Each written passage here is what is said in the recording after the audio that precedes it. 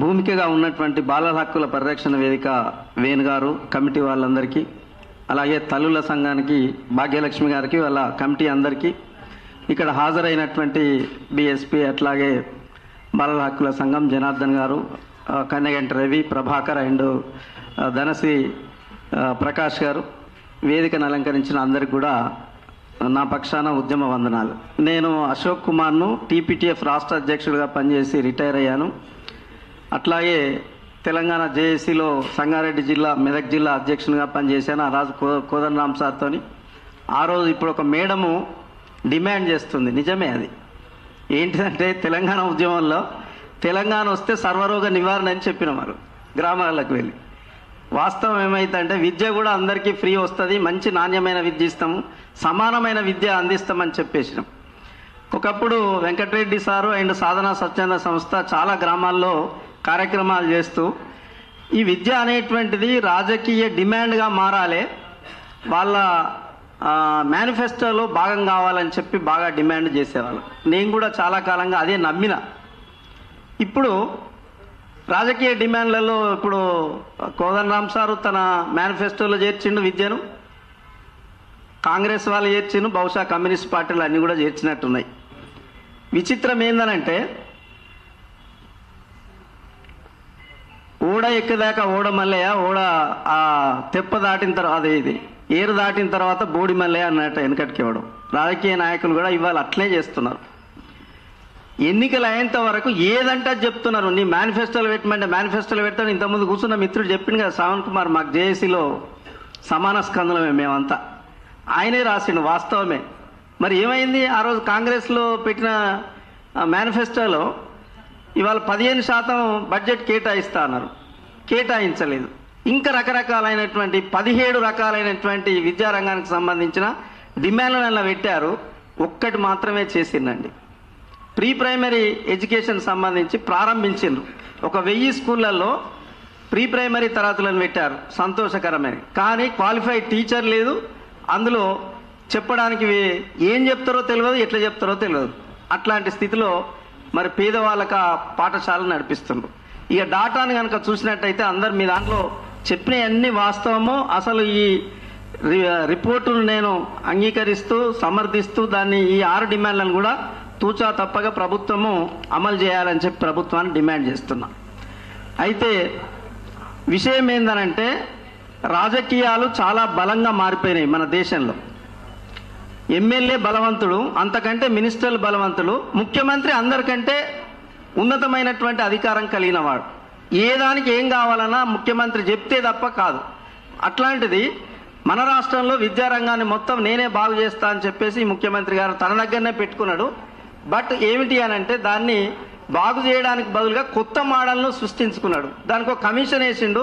ఆ commission report, ప్రాథమికమైన report వచ్చింది ఏంటంటే మండలానికి 2 స్కూళ్ళు, హై స్కూళ్ళు, 3 ప్రైమరీ స్కూల్ పెడతానంటే సరే అని చెప్పేసి దాన్ని అమలు చేయకముందే ఆ దాని మీద ఇంకోటి రాజకీయపరమైనటువంటి కమిటీ వేసి సూపర్ కమిటీగా మార్చేసిండు.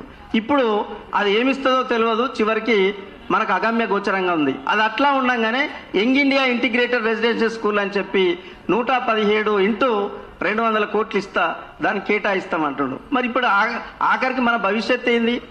ముఖ్యమంత్రి అన్నది అవుతుందా, లేకపోతే విద్యా కమిషన్ చెప్పినటువంటి 2 స్కూళ్ళు అవుతాయా, లేకపోతే మరి ఈ కేశవరావు కమిటీ ఏమి ఇస్తుందో తెలియదు. ఈ యంగ్ ఇండియా ఇంటిగ్రేటెడ్ రెసిడెన్షియల్ స్కూళ్ళల్లో ఎవరిని చేర్చుకుంటారు? ఇంతకు డాటా చూసినట్టయితే తెలంగాణ రాకముందు 60 లక్షల మంది పాఠశాల విద్యలో ఉన్నారు.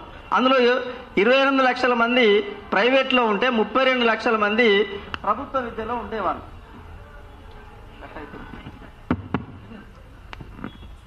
ఇప్పుడు తెలంగాణ వచ్చిన తర్వాత ఏమైందంటే రివర్స్ అయిపోయింది.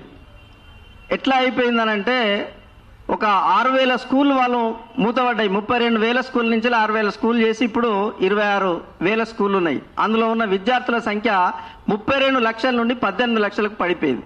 ఆ తెలంగాణ రాకముందు 24 లక్షలు ఉండేది, ఇప్పుడు 6 లక్షలు ఈ తెలంగాణ ఈ కాంగ్రెస్ ప్రభుత్వం వచ్చిన తర్వాత మారిపోయినటువంటి సిచ్యువేషన్ ఉన్నది. అంటే ఏమైపోతుంది, మొత్తంగా ప్రభుత్వ విద్యలో నుండి ప్రైవేట్ విద్యలోకి పోతుండే. పాలకుల గురించి ఆలోచించకుండా నేనేందంటే వాళ్ళు అధికారంలోకి రావడానికి అనేకమైనటువంటి వాగ్దానాలు చేస్తుండ్రు, అవసరమైతే డ్రాఫ్ట్ రూపంలో కూడా ఇస్తున్నారు. కానీ వచ్చిన తర్వాత ఏమవుతుంది అనేది మనకు ఒక పరీక్ష. రాజకీయ చిత్తశుద్ధి అనేటువంటిది ఏ విషయంలో కూడా లేదు, నాట్ ఓన్లీ విద్యారంగం విషయం. కాబట్టి ఇప్పుడు మనం ఏం చేయాలి? మిత్రులారా, అందరికీ లంచ్ ఏర్పాటు చేశారు మన వెంకన్న, కనుక దయచేసి ఎవరు పోకండి. ఇది అయిపోయిన తర్వాత లంచ్ ఉంటుంది. ఓకే, అది మరి వేస్ట్ అయిపోతుంది కాబట్టి దయచేసి ఎక్కడికి పోవద్దు అనేది విజ్ఞప్తి చేస్తున్నా. నేను 2 నిమిషాలు ముగిస్తా, ఏం ఆందోళన పడకండి.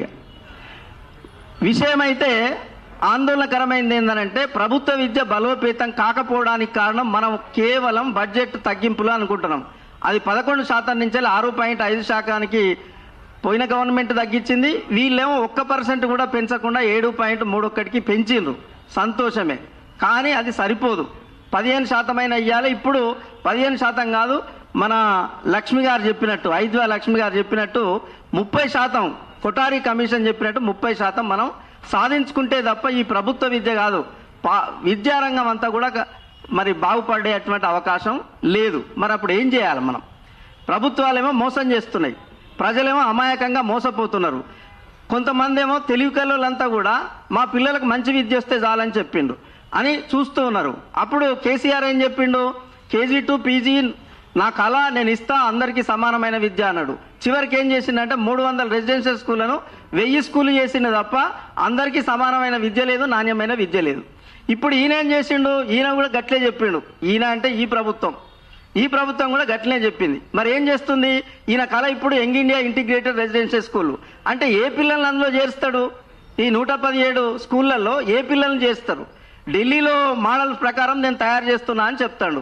మరి పేద పిల్లలకి ఇస్తావా లేకపోతే మధ్యతరగతి పిల్లలకి ఇస్తావా అనేటువంటిది ఒక క్లారిటీ లేదు. ఇప్పటికే రెసిడెన్షియల్ స్కూళ్లలో కొంచెం తెలివి కళ్ళంతా కూడా వాళ్ళ పిల్లల్ని చేస్తున్నారు. పేదవాళ్ళంతా కూడా ఎక్కడ దిక్కు లేక ప్రభుత్వ పాఠశాలలో చేరుస్తా ఉన్నారు. వాళ్ళ పక్షాన మాట్లాడేదే వెంకటరెడ్డి తల్లుల సంఘం, ఇగో బాలల హక్కుల సంఘం, ఇట్లాంటి వాళ్ళంతా మాట్లాడుతూ ఉన్నారు. మరి ఇప్పుడు మనం బలం కావాలి, తల్లులంతా బలంగా డిమాండ్ చేయాలి. ప్రైవేటు విద్య బలహీనంగా ఉంది, ప్రమాణాలు లేవు.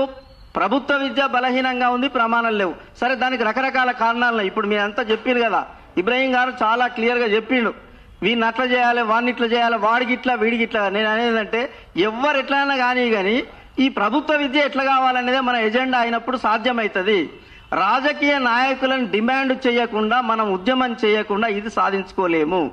బడ్జెట్ పెరిగినా కూడా ప్రమాణాలతో కూడిన సమానమైనటువంటి విద్య కావాలనేటువంటిది మన డిమాండ్ కావాలి. ఒకవైపు బడ్జెట్ పెరగాలి, రెండో వైపు అందరికీ సమానమైన నాణ్యమైన శాస్త్రీయ విద్య, ప్రమాణాలతో కూడినటువంటి విద్య కావాలనేటువంటిది మనం డిమాండ్ చేయకపోయినట్టయితే పాలకులు మళ్ళీ మనల్ని మభ్యపెట్టి నిద్రపుచ్చి నాణ్యత లేనటువంటి విద్య అందించేటువంటి ప్రమాదం ఉంది.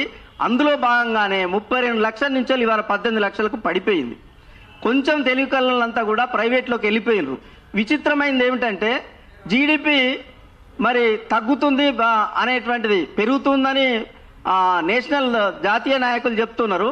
కానీ వాళ్ళు ఇచ్చినటువంటి నిన్నాక మన ఫిబ్రవరి 1 నాడు బడ్జెట్ ప్రవేశపెట్టిండ్రు. వాళ్ళు 6% ఇవ్వడానికి బదులుగా 2.8% ఇచ్చారు. అందులో విచిత్రం ఏంటంటే 2.8% వాళ్ళు కేటాయించరు, 0.45% మాత్రమే సెంట్రల్ గవర్నమెంట్ కేటాయిస్తుంది. మిగతా అన్ని రాష్ట్ర ప్రభుత్వాలు భరించాలి, 60% వాళ్ళే భరించాలి. కనీసం వాళ్ళు జీడిపిలో 2% ఇస్తే తప్ప 6%కి చేరదు. ఈ టెక్నికల్ విషయాలు చాలా మందికి తెలియదు. అయ్యో 2.8 ఇచ్చింది కదా, 6%కి కొంచెం మనం దగ్గరలో ఉన్నాం కదా అనుకుంటే చాలా ప్రమాదం. అది సాధ్యం కాదు. ఎందుకు అంటే పాలకులు ఒక పద్ధతి ప్రకారమే ప్రజలందరినీ సమానమైన విద్య ఇవ్వకుండా మనల్ని మోసపుస్తున్నటువంటి పరిస్థితి ఉన్నది. అది కేంద్ర ప్రభుత్వం కావచ్చు, ఇది రాష్ట్ర ప్రభుత్వం కావచ్చు, ఇద్దరు కూడా అందరు అట్లాగే ఉన్నారు. పాలకులు ఎవరైనటువంటిది మనకు సంబంధం లేదు. ప్రజలకు నాణ్యమైన విద్య, సమానమైన విద్య అందించాలంటే తప్పనిసరిగా అందరు కలిసి పోరాటం చేయాల్సిందే. నేను సేవ్ ఎడ్యుకేషన్ కమిటీ సహాధ్యక్షుడిగా ఉన్నా, TPJACలో స్టేట్ కమిటీలో ఉన్నా, మా వెంకటరెడ్డి గారు కో కన్వీనరు, మా కన్నగంటి రవి కూడా కో కన్వీనరు, హరగోపాల్ గారు కన్వీనర్ ఉన్నారు. అట్లా మేము అనేకమైన పోరాటాలు చేస్తున్నప్పుడు కూడా సాధ్యమైతలేదు. నేను చెప్పేది ఏంటంటే ఎవరో ఒకరు డిమాండ్ చేస్తే సాధ్యమైతలేదు, ఎవరు పోరాటం చేస్తే సాధ్యమవుతుంది. ఎక్కడికక్కడ ఇంతకుముందు లక్ష్మీనారాయణ గారు చెప్పారు, గ్రామీణ ప్రాంతాల నుంచే మా పిల్లలకు నాణ్యమైన విద్య, సమానమైన విద్య కావాలని చెప్పేసి అందరు డిమాండ్ చేసినప్పుడు మాత్రమే ఇప్పుడు రాజకీయ నాయకులంతా కూడా దిగొచ్చేటువంటి అవకాశం ఉంటుంది. అదొక ఎజెండాలకు భాగమే కాదు, ఆచరించేదాకా మనం పోరాటం చేయాలి.